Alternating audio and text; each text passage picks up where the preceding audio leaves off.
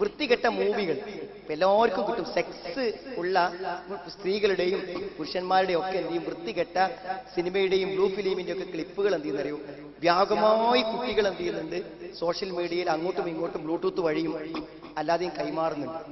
ഞാൻ നിങ്ങളോട് പറയാണ്, ഒരു നല്ല കുട്ടി, ഇത് ഈ നിമിഷം വരെ ഒരു നിസ്കാരം ഒഴിവാക്കാത്ത ഒരു വീട്ടിലെ ഏറ്റവും നല്ല കുട്ടി, ഓനെ കേടുവരുത്താൻ 5 മിനിറ്റ് വേണ്ട. ഇത് 5 മിനിറ്റ് വേണ്ട. നന്നാക്കണമെങ്കിൽ കുറെ സമയമാണ്. കേടുവരുത്താൻ എന്തുള്ളൂ നിങ്ങൾ? ഒരു പയ്യനെ എന്റെ അടുത്ത് വന്നപ്പോ ഞാൻ ചോദിച്ചപ്പോൾ എന്ത് ചെയ്തു, അവന്റെ അടുത്ത് 3 മിനിറ്റ് വീഡിയോ ക്ലിപ്പ് ഉണ്ട്, വൃത്തികെട്ട ക്ലിപ്പ്. ആ 3 മിനിറ്റ് ക്ലിപ്പ് ഓന് 70 കുട്ടികൾക്ക് നൽകിയിട്ടുണ്ട് അവന്റെ ക്ലാസ്സിലും പുറത്തും. ആ 70 കുട്ടികളെ കൊണ്ടും അതിന് അവൻ അഡിക്റ്റാക്കി. ഇപ്പൊ അവരതിന്റെ ആളുകളാണ്.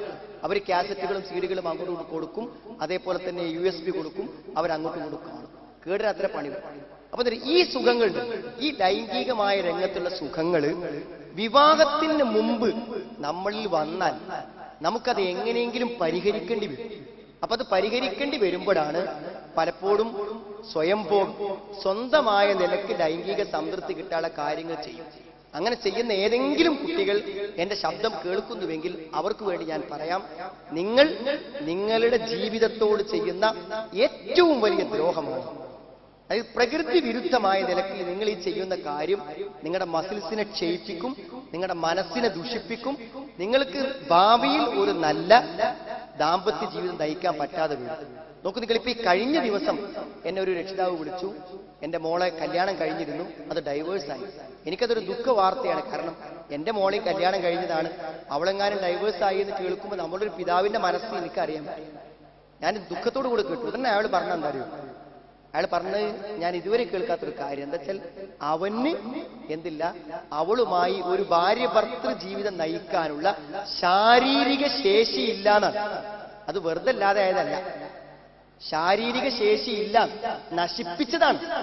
15-ാം വയസ്സ് തുടങ്ങി 25-ാമത്തെ വയസ്സ് വരെ 10 കൊല്ലത്തെ തെറ്റായ സ്വയം ഭോഗങ്ങളെ കൊണ്ടും തെറ്റായ പ്രവർത്തനങ്ങളെ കൊണ്ടും എന്താ പറയുക, വളരെ സ്മൂത്തായി ഉപയോഗിക്കേണ്ട, പ്രകൃതിക്ക് അനുകൂലമായി ഉപയോഗിക്കേണ്ട കാര്യം തിന്മയിൽ ഉപയോഗിച്ചാൽ പമൻ അഴറല അന്തിക്കിരി ഇന്നലകുമായി ശതംഗ, ആരെങ്കിലും എന്റെ ഉത്ബോധനങ്ങൾ അവഗണിച്ചാൽ അവന് കുടുസായ ഒരു ജീവിതം ഉണ്ടാകും.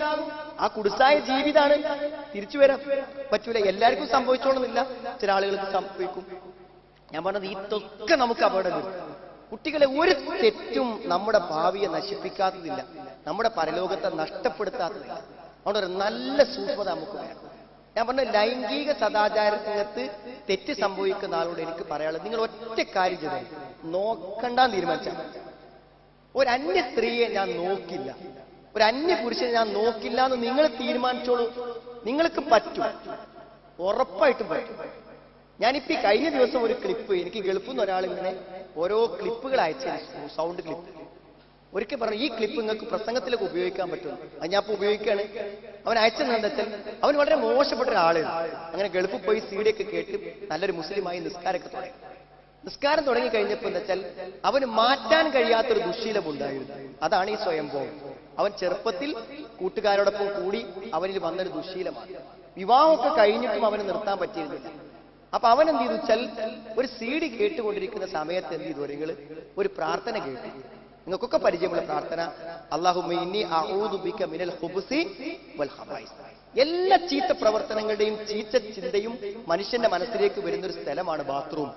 ആ ബാത്റൂമുകൾ കയറുമ്പോൾ ആൺപിശാചിൽ നിന്നും പെൺപിശാചിൽ നിന്നും ഞാൻ രക്ഷ ചോദിക്കുന്നു എന്ന് പറഞ്ഞ് ആ പ്രാർത്ഥന പഠിച്ചതിന് ശേഷം എനിക്കൊരിക്കലും നിയന്ത്രിക്കാൻ പറ്റാത്ത ആ പ്രശ്നം പിന്നെ എന്നെ അലട്ടിയിട്ടില്ല എന്ന് ആ സുഹൃത്ത് പറയുന്നു. അതിലേറെ അത്ഭുതകരമായി അവൻ പറഞ്ഞൊരു കാര്യം എന്താ വെച്ചാൽ, എനിക്ക് നിയന്ത്രിക്കാൻ പറ്റാത്ത പല തെറ്റുകളും എന്റെ ജീവിതത്തിൽ ഉണ്ടായിരുന്നു. അതൊക്കെ വർഷങ്ങളെ കൊണ്ട് ഞാൻ അതിനൊക്കെ അഡിക്റ്റ് ആയിരുന്നു, അടിമയായിരുന്നു. അവസാനം ഞാൻ ഒരു സീഡിയിൽ കേട്ടു, ലാ ഇലാഹ ഇല്ലല്ലാഹു വഹ്ദഹു ലാ ശരീക ല ലഹുൽ മുൽക്കു വലഹുൽ ഹംദു വഹുവ അലാ കുല്ലി ഷൈഇൻ ഖദീർ. പരിചയമുണ്ടോ അത്?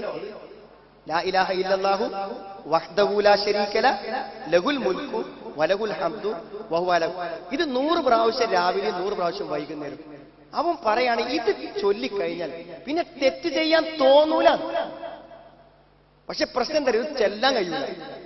ഇരുന്നിങ്ങനെ ചൊല്ലുമ്പോ നോക്കുക നിങ്ങൾ, നല്ല ഉന്മേഷത്തിൽ നിന്ന് ചെല്ലുന്ന ആളുമാണ് അങ്ങനെ കോട്ടുവായിടും ചെല്ലാൻ കഴിയില്ല. അത് ഭയങ്കര പ്രതിരോധമാണ്, പിശാചിനെതിരെയുള്ള ശക്തമായ പ്രതിരോധം. ചൊല്ലിക്കോ നിങ്ങൾ. തെറ്റിലേക്ക് മനസ്സ് പോവാതിരിക്കാനുള്ള ഒരു പരിഹാരമാണ് രാത്രി നമസ്കാരം. മൻഹാത്തുള്ളിൽ ഇസ്മൻ, ബാങ്ക് കൊടുക്കുന്നതിന് 10 മിനിറ്റെങ്കിലും മുമ്പ് നീച്ച് 2 റക്അത്ത് ഒന്നിൽ സബ്ബീസ്മി ഒന്നിൽ കുലിയാൽ കാഫിറൂനും പിന്നെ ഒരു റക്അത്ത് ഖുൽ ഹുവല്ലാഹും ഓതിയിട്ട് നിസ്കരിച്ചാൽ മൻഹാത്തുൽ ഇസ്മാണ്. പകൽ തെറ്റിനോടുള്ള താല്പര്യം ഉണ്ടാവില്ല. നമസ്കാരം വളരെ കോൺസെൻട്രേഷനോടെ ചെയ്താൽ നിസ്കരിക്കുമ്പോൾ നല്ല ഏകാഗ്രതയിൽ നമ്മൾ വാശി പിടിക്കും. എന്റെ നിസ്കാരത്തിൽ എന്റെ മനസ്സിനെ എങ്ങോട്ടും കൊണ്ടുപോകാൻ ഞാൻ ശൈത്താനെ സമ്മതിക്കൂലാന്ന് ഒരു സമര പ്രഖ്യാപനം നടത്തും. അഥവാ മനസ്സിക്ക് എന്തെങ്കിലും വല്ല ക്ലാസ്സത്തതോ ബസ്സത്തതോ വീട്ടത്തതോ കാര്യം നമ്മുടെ മനസ്സിക്ക് ഇങ്ങോട്ട് കൊണ്ടുവരാൻ ശൈത്താൻ ശ്രമിച്ചാൽ അപ്പൊ തന്നെ തിരിച്ചു പോരും. അങ്ങനെ മനസ്സിനെ കൺട്രോൾ ചെയ്ത ഒരാൾ നിസ്കരിക്കുകയാണെങ്കിൽ ഇന്ന സ്വലാത്ത് തൻഹാനിൽ ഫഹ്ശാഇ വൽ മുൻകർ, തിന്മ, ഇതൊക്കെ ഒന്ന് പരീക്ഷിച്ച് നോക്കി, നിങ്ങൾ ഉറപ്പായിട്ടും പറ്റും. ഞാൻ പറഞ്ഞത് ഈ ലാ ഇലാഹ ഇല്ലല്ലാഹ് വഹ്ദഹു ലാ ശരീക ലഹു വല്ലാത്തൊരു സംഗതി. അവൻ പറയാണ് ഇത് പഠിച്ചതിന് ശേഷം പിന്നെ എനിക്ക് എന്നെ നിയന്ത്രിക്കാൻ പറ്റാത്തൊരവസ്ഥ ഉണ്ടായിട്ടില്ല. നമ്മൾ പരിശ്രമിച്ച പറ്റും കുട്ടികൾ.